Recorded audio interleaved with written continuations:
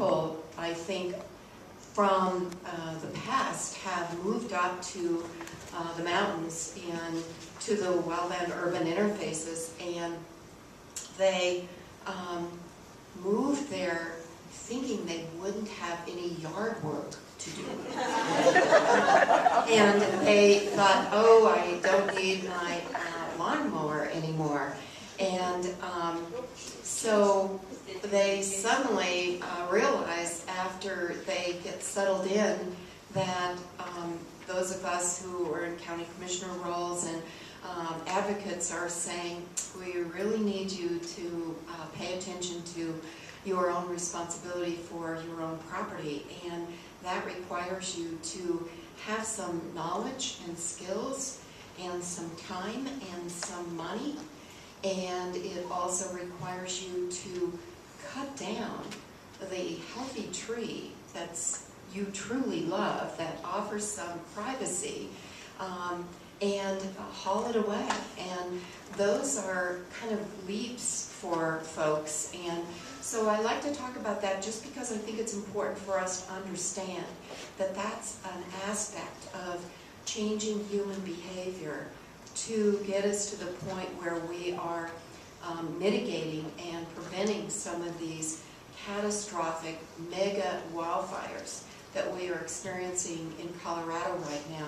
We need to bring along a whole group of people who didn't have those skills of, for example, operating a chainsaw. They knew how to operate a lawnmower, but probably not a chainsaw.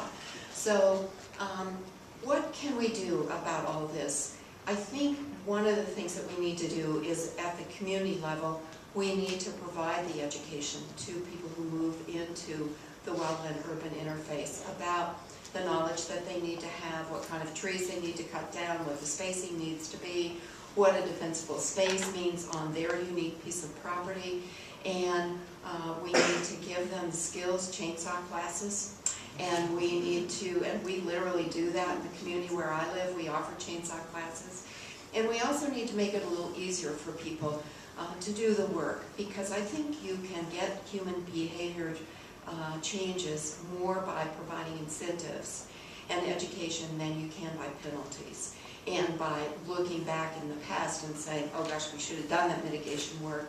Now we've just lost our home because we didn't do it. So I also think that we need to offer at the local level things like free slash pile services, so that people can take their slash from their property to someplace and have it handled properly, so that it doesn't just collect on their property because they don't know what to do with it. And also, I think we can provide places for them to take their logs, especially hot logs that are full of beetles.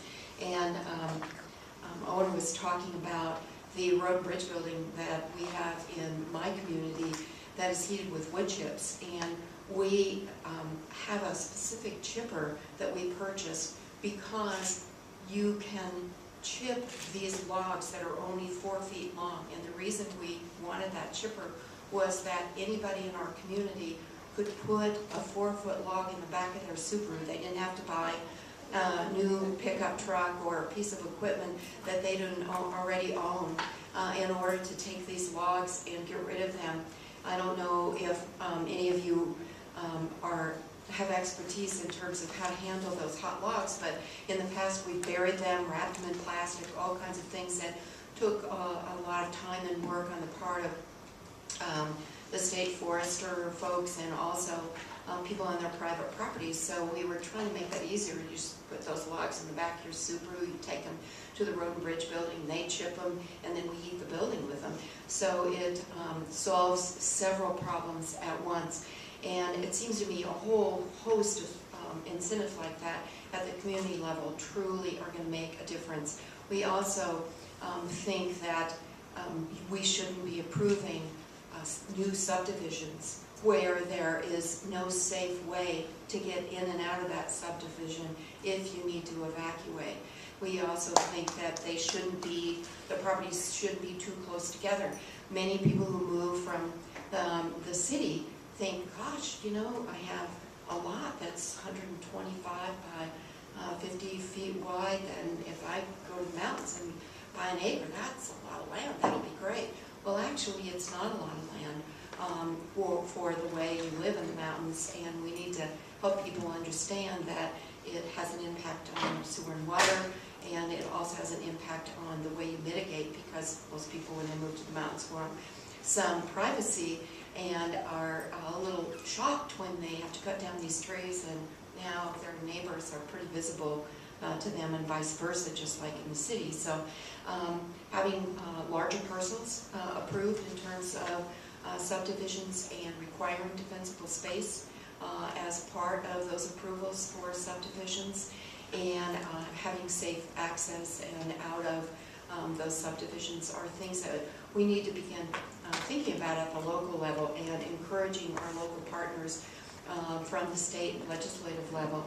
And then I think that at the state level we need to be working on two levels. One is to provide the resources, the financial resources and the expertise to help people prevent wildfires by large-scale mitigation efforts, not only on private land but also on the public land that's owned by the state. But we also need to begin to more seriously consider policies at the state level about how we transition as quickly as we possibly can from reliance on fossil fuels to our renewable energy sources, including the woody biomass project that Owen was talking about, that we use in the road and bridge building in Gilpin County. And we are finding some significant barriers to some of our colleagues agreeing with us that indeed there is climate change and that we do need to move to these renewable energy sources, and that we need to be much more vigilant about our oversight of the oil and gas industry's efforts to bring fossil fuels out of the ground in a safe manner. Many of us would prefer, of course, that we evolve quickly out of reliance on fossil fuels and into renewable energy, but in the meantime, we think we have to be very careful about how the oil and gas industry is regulated to protect the environment as well. And with that, I would turn it over to my next colleague, but I'm happy to stay here to answer questions as well. So thank you.